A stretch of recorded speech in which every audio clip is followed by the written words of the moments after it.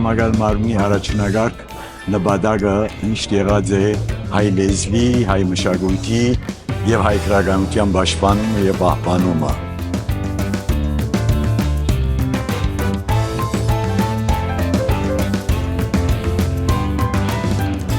Չորս հեղինակներ ունենք արևմտահայ արտի բանաստեղծներ, երկուքը եկած են Լոս Անջելեսեն, դուրս մեկը եկած է Դիթրոյթեն, մյուսը եկած է Արժենտինայեն, իսկ մյուս երկուքն ալ Լոս Անջելեսի մեր արվեստագետներն են, բանաստեղծներն են, որոնց հետ մտերմիկ բար զրույցը տեղի պիտի ունենա այսօր եւ այդ զրույցի ընթացքին անշուշտ երիտասարդներ ալգան, աշակերտներ ալգան, որոնք ներկա պիտի լան, պիտի լսեն, պիտի հետևին եւ մաս պիտի գազմեն, որովհետեւ ցեվով իրենց ալքաչալերենք, խանդավարենք, լեզուն կորձածելու, քրագանություն լսել, գարտալու եւ ի վերջո ապրեցնելու լեզու։